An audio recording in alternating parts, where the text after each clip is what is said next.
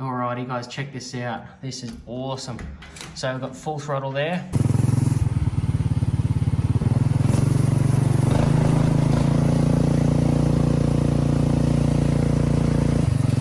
Oh, she loves it. Yeah, it's starting to smoke down there. So I think that thing's cooked. What is going on, guys? Welcome back. Today we're continuing work on the 440cc golf cart. So last week we took this thing for a bit of a sketchy rip around, and then it definitely goes good, so I'm happy with it. So the first thing I want to do here is actually make the exhaust a bit more permanent so we can start to mock up that fuel tank.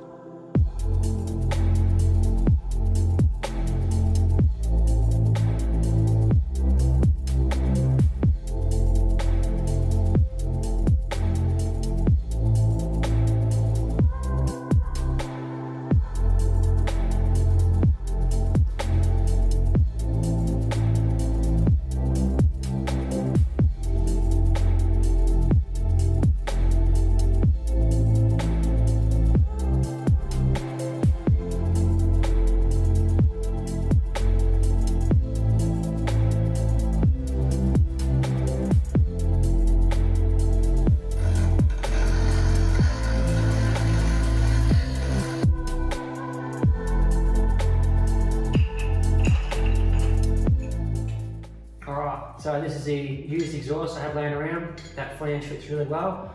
So I'm just going to try and work out where I want to cut this, because I sort of want to try and utilise these bends that I've already got and try and make it go out the back. So I'm thinking maybe I'll cut it probably around here, I'm thinking. So roughly about that. Cut it about there. This is the most handiest tool ever.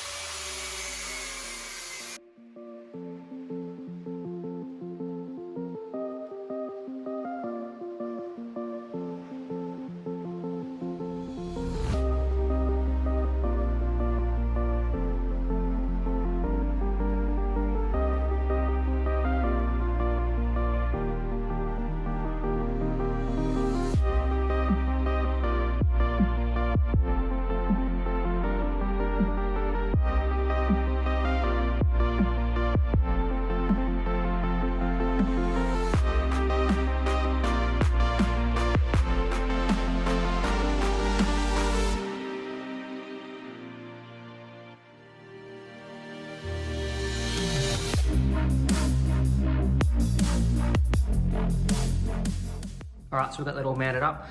Made a quick little bracket off camera, just ground the edges down. Now it is tech screwed in there just for now, just down there. I'll be putting a nut-cert inside when we do a final assembly, but this is just for now, because if I had to move that exhaust, I'd sort of have a nut-cert there, and at least I can weld that hole up if I ever need to. Now it is mounted with this little bit of rubber here, so that'll stop any vibrations that we have. And it is actually quite in the middle there. It looks pretty good, I reckon. It's slightly off center, but that's all right, I can deal with that.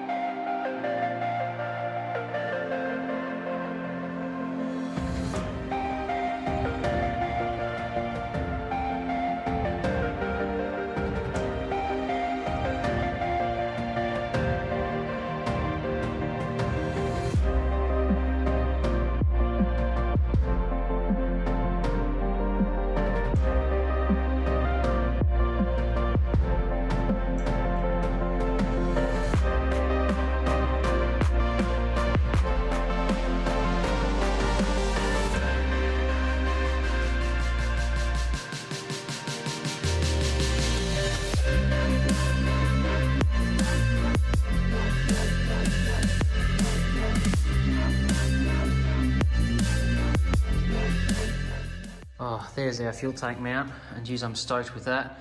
Those welds, there was a little bit of a gap, so I had to try and tack weld it. So it's not the prettiest thing in the world, but it's definitely gonna hold. Anyway, so I'm only gonna put one mount out here because the other mount was actually gonna cover the fuel outlet. So I'm just gonna leave that the way it is, and that's very sturdy. It's stronger than the other mount there, I think. So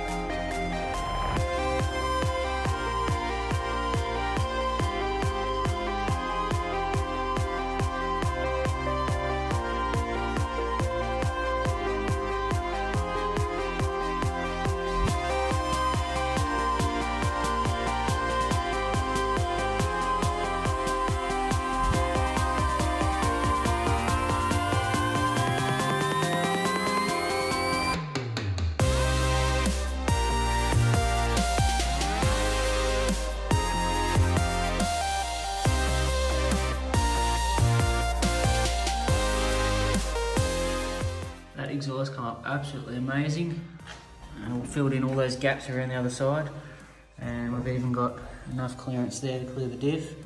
Now some of you guys put up, when I put up the post on the Instagram, mentioned that maybe this diff will get a little bit too hot. So what I will do down the track is I'm probably going to cut them off, and then I'll heat wrap the whole lot.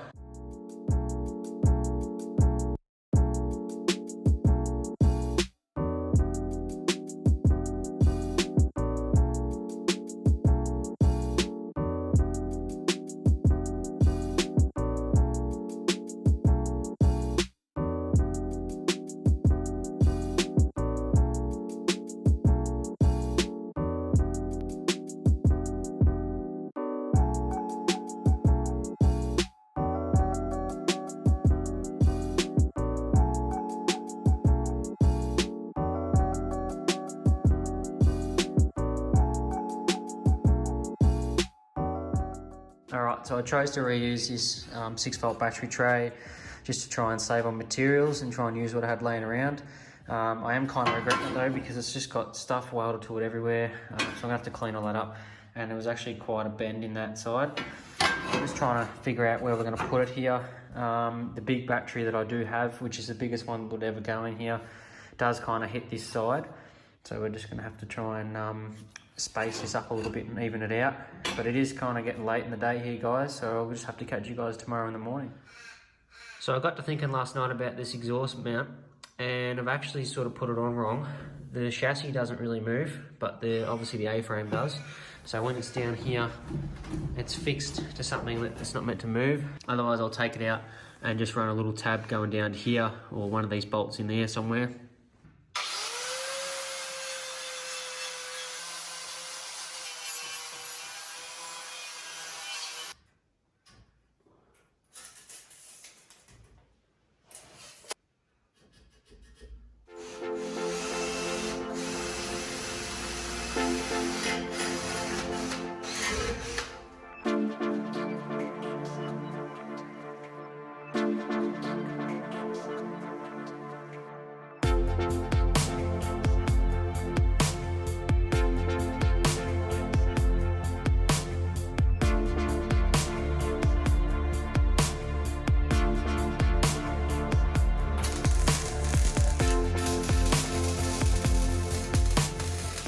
I've got that all welded in, that looks really good. Down the bottom here is actually fairly rusty on the frame, so when I welded it, it just sort of blew away. So I'm actually going to put a piece of plate on there at some stage, and I'll fix all that. But yeah, the battery didn't really fit because of this fuel tank mount, so it sort of hits that, which is fine. I'm actually going to get a smaller battery for this anyway, because obviously the driver's going to be sitting here all the time, so I don't want too much weight otherwise the suspension will be sort of dragging on this side.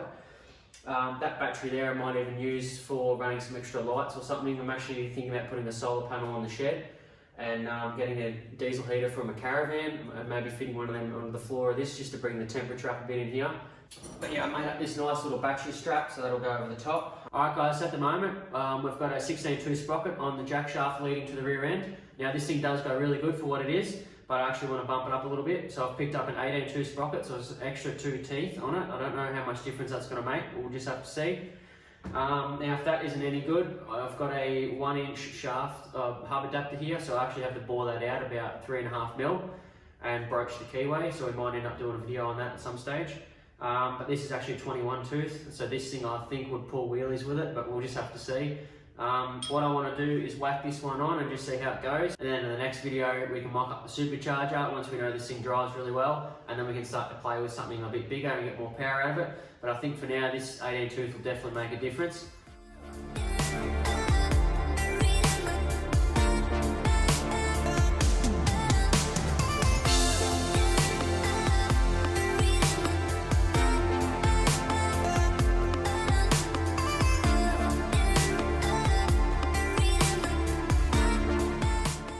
Alright, so that only took about an extra hour there. I actually just cut the time lapse and just smashed it out.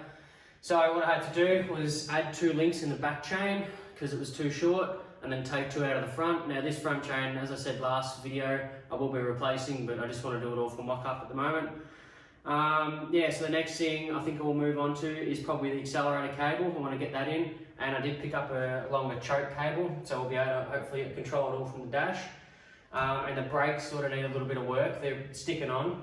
Last time we took this for a run, it was sort of sticking on and I didn't know what was going on, so I greased it, but that's sort of as far as we got. So I think they might be stuck in the hubs, but we'll just have to see. I might put an extra spring on there for now because I do want to redo these axle bearings as they have got dirt in them, and the front spindles need a rebuild as well, so it all sort of needs a bit of a service and a going over.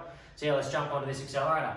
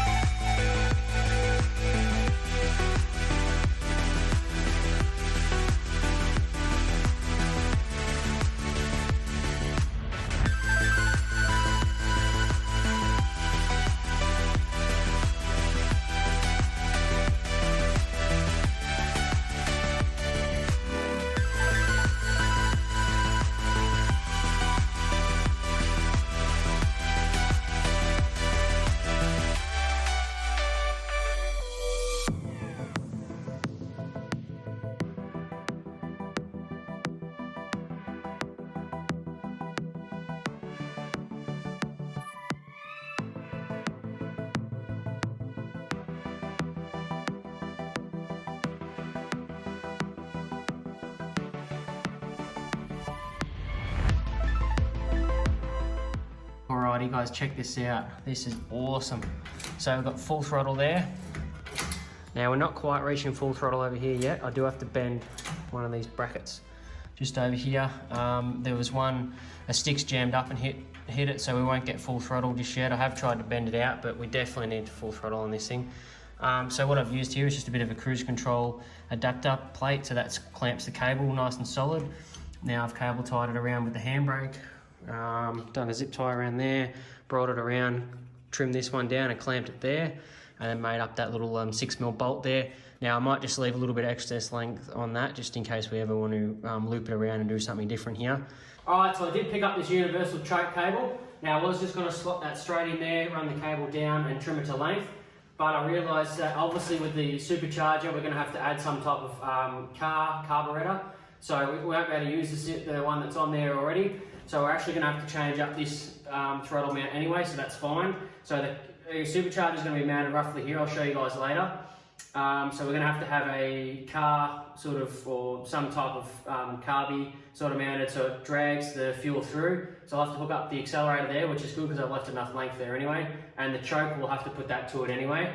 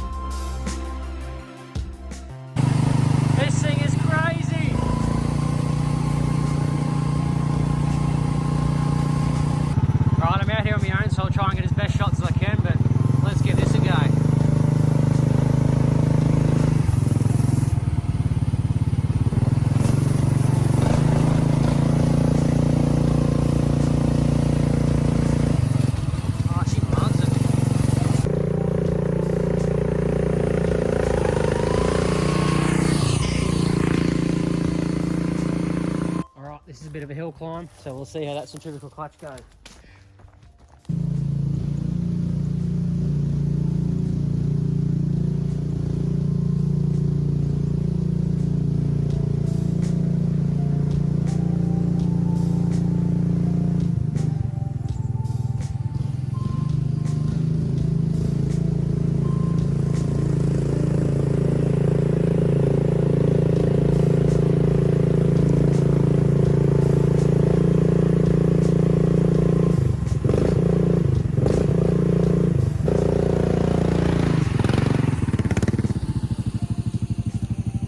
Alright, so temp number one wasn't too good, I had to get a bit more of a run up.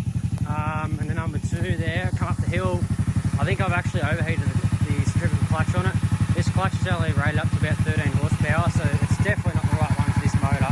It lacks it back, so I'm going to have to try and see if I can find something a bit locally.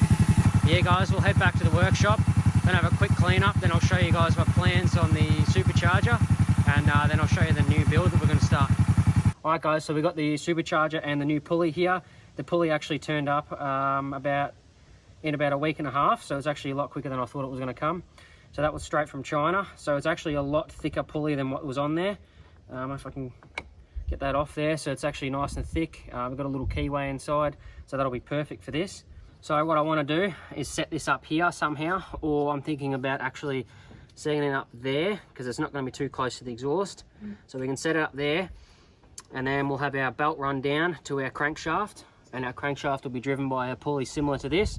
We don't have much of that shaft left, so we'll have to try and find a 1-inch diameter pulley, and I'll be able to obviously have a keyway in there, and we'll have to screw our bolt in.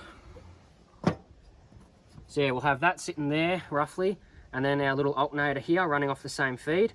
So our alternator, that's a Kubota alternator off a small tractor. Now this thing's used and I don't know what's wrong with it, but I'm just going to try and rebuild it, so I might even do a video on that while we're working on this. So yeah, that's a nice small little belt there. They're roughly the same size, so we'll be able to drive that off the top there, obviously charge our battery and stuff, and have our electric start, because pull starting this thing's a pain. Airflow coming in straight into there, so we'll have to have a carby on one end, and then it'll go straight into the manifold. Alright, so I've had this thing stored away in the corner there, that's why I haven't shown too much of the workshop. So I wanted to keep this thing a secret, but I just can't keep it any longer. So this is a little Power Wheels Mini Jeep.